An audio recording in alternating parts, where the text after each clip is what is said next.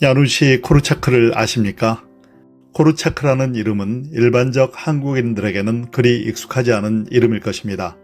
그러나 아동 교육, 특히 아동 인권에 관심이 있는 분들에게 야누시 코르차크는 반드시 기억해야 할 이름입니다. 저는 아동 권리 옹호가인 국제아동인권센터의 김인숙 이사님을 통해 코르차크를 처음 소개받았습니다. 찾아보면 볼수록 그는 대단한 교육자였습니다. 제가 너무 늦게 그를 알게 된 것이죠. 코르차크의 교육 철학은 훗날 국제사회가 아동의 권리에 대해 합의할 때 정신적 근간이 되었습니다. 1989년 채택된 유엔 아동 권리 협약은 아동을 단지 보호의 대상이 아닌 독립된 권리를 가진 인격체로 존중해야 한다는 철학 위에 제정되었습니다. 이는 정확히 코르차크가 생전에 주장하고 실천했던 핵심 원리였습니다. 그는 아이는 지금 이 순간 존중받아야 할 존재라고 말했고, 아이에게는 교육받을 권리, 놀 권리, 의견을 가질 권리가 있다고 외쳤습니다.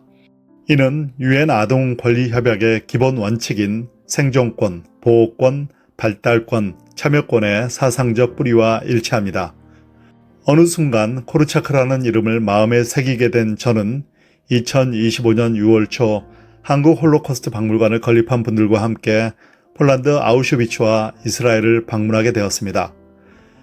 바르샤바에 도착하자마자 야누시 코르차크의 동상이 있는 바르샤바의 오코포바 유대인 묘지를 찾았습니다.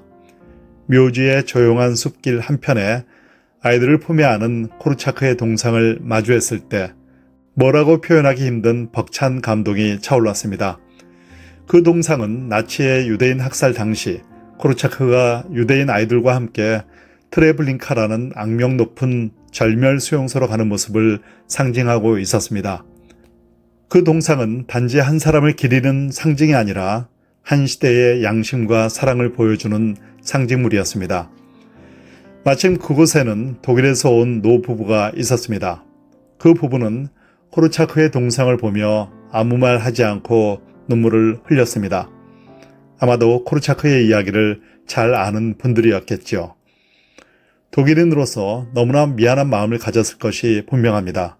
모르긴 해도 그들 부부처럼 수많은 독일인들, 폴란드인들, 유대인들이 그 동상을 찾았을 것입니다. 유대인이었던 코르차크는 유대인 아이들과 죽음의 순간까지 끝까지 함께했던 유대인의 벗이었습니다.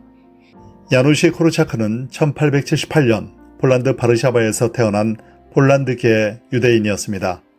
본명은 헬리크 골드슈미트로 야누시 코르차크는 필명인데 그것이 지금까지 보편적으로 불리게 되었습니다. 유복한 가정에서 자라나 바르샤바 대학교에서 의학을 공부한 코르차크는 1905년부터 1912년까지 바르샤바의 베르손과 바우만 아동병원에서 근무하며 이 시기에 아동 교육에 대한 글을 쓰기 시작했습니다.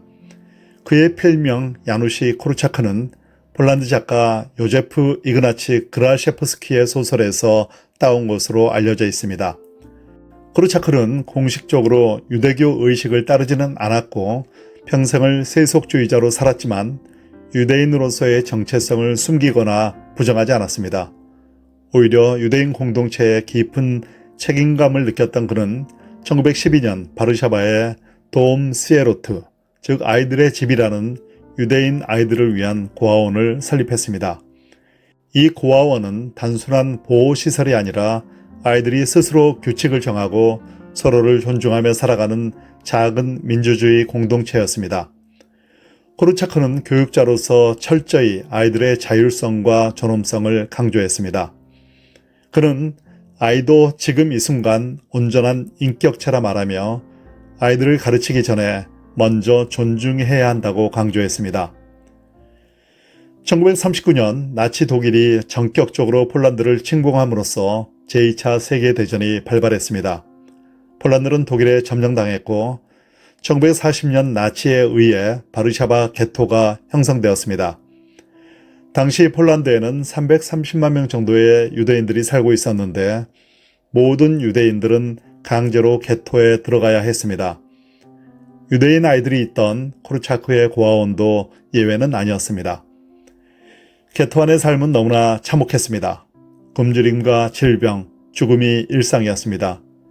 그 속에서 아이들은 얼마나 힘들었겠습니까?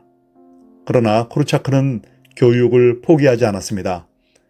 그는 게토 안에서 아이들에게 매일 같은 시간에 일어나고 옷을 단정히 입고 식사 전에 기도하고 서로 인사하며 지낼 것을 가르쳤습니다. 그는 아이들에게 이렇게 말했습니다. 세상이 무너져도 우리는 우리의 규칙을 지켜야 한다. 코르차크는 질서와 존엄, 인간다움은 절망 속에서도 반드시 지켜야 할 가치라고 강조했습니다. 무엇보다 그는 절망 속에서 결코 공포를 가르치지 않았습니다. 대신 아이들에게 엄혹한 환경에도 불구하고 자기 자신을 믿는 법, 서로를 지지하는 법, 희망을 버리지 않는 법을 가르쳤습니다. 그의 교육은 어떤 경우에도 인간다움을 지키는 일이었습니다. 코르차크가 아이들과 함께한 마지막 여정은 정말 감동적이라고 말하기에도 부족한 먹먹한 울림을 줍니다. 1942년 8월 5일 나치는 게토 안에 고아온 아이들과 코르차크에게 트레블링카 수용소로 가라는 명령을 내렸습니다. 트레블링카 수용소는 제2차 세계대전 당시 나치 독일이 아우슈비츠와 함께 폴란드에 운영한 유대인 학살 전용 수용소로 홀로코스트의 가장 참혹한 현장 중 하나였습니다. 트레블링카는 생존을 위한 노동을 하는 곳이 아닌 열차에 내린 즉시 가스실로 직행하는 구조였습니다. 나치는 트레블링카에 도착한 사람들의 짐을 수거하고 속옷까지 벗겨 목욕한다는 거짓말로 속인 뒤 가스실에서 질식사시켰습니다. 트레블링카는 인류 역사상 가장 효율적이면서도 가장 비인간적인 학살 장소로 이곳에서 약 80만 명의 유대인들이 목숨을 잃었습니다. 코르차크는 게토에서도 1942년 8월 5일 수용소로 가는 도중에도 탈출의 기회가 있었습니다. 게토에서는 폴란드 저항군들이 탈출을 제안했지만 아이들을 두고 갈 수 없다며 거절했습니다. 트레블링카로 가는 도중에 일부 독일인 장교들은 교육자로서 명성 높은 그의 생명을 구하려 했습니다. 하지만 그는 단호히 말했습니다. 나는 아이들을 두고 가지 않습니다. 절대로. 나는 아이들과 함께 죽기로 이미 결심했습니다. 그날 그는 200여 명의 아이들과 함께 죽음의 열차가 기다리는 움실라크 플라츠로 걸어갔습니다.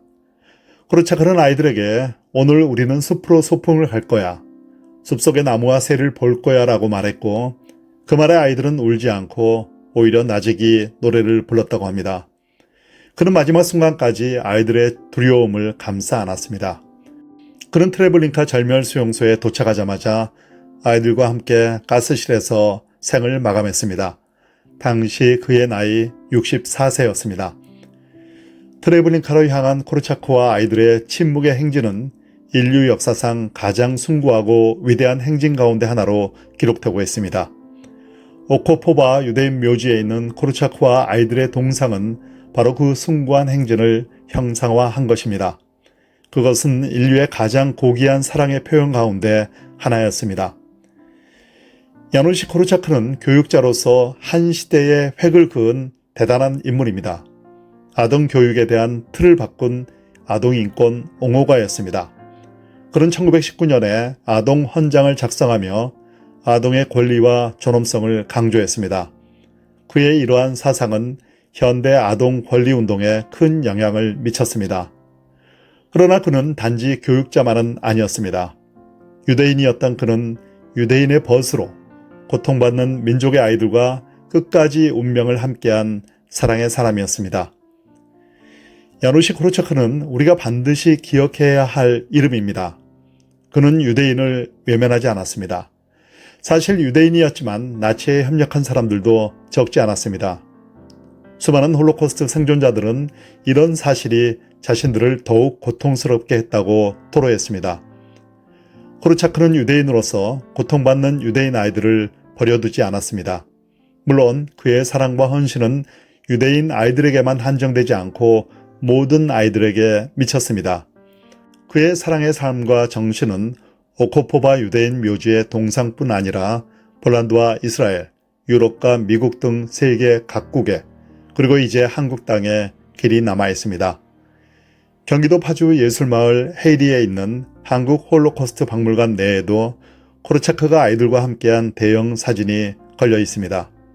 특별히 이스라엘 정부와 유대인 사회는 코르차크를 깊이 존경하며 그의 삶과 희생을 기리기 위한 다양한 노력을 하고 있습니다. 예루살렘, 텔아비브, 하이파 등의 도시에는 코르차크 거리가 있으며 일부 유대인 공동체 내 학교는 코르차크 교육 철학을 기반으로 운영되고 있습니다. 야누시 코르차크. 그의 이름은 지금도 교육의 현장에, 온 땅 아이들의 눈동자 속에, 그리고 사랑을 실천하려는 모든 이들의 마음속에 계속 살아 있습니다. 그는 그렇게 유대인의 벗으로 지금도 우리의 기억 속에 남아 있습니다. 폴란드 바르샤바 유대인 묘지내 코르차크의 동상 앞에서 이런 생각을 해봤습니다. 나는 지금 누구의 벗이 되고 있는가? 누구를 살리는 일을 하고 있는가?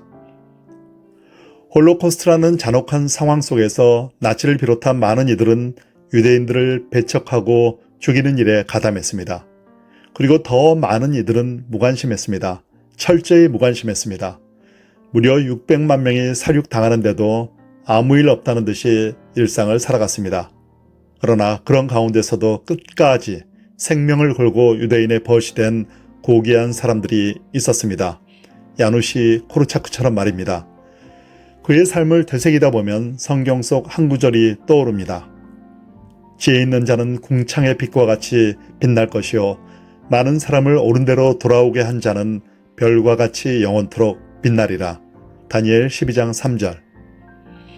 많은 어린 생명을 진리와 사랑으로 인도한 야누시 코르차크는 이 말씀처럼 별과 같이 영원히 빛나고 있습니다.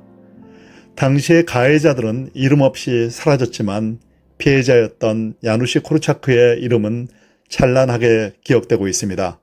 그가 옳은 길을 갔던 빛나는 사람이었기 때문입니다.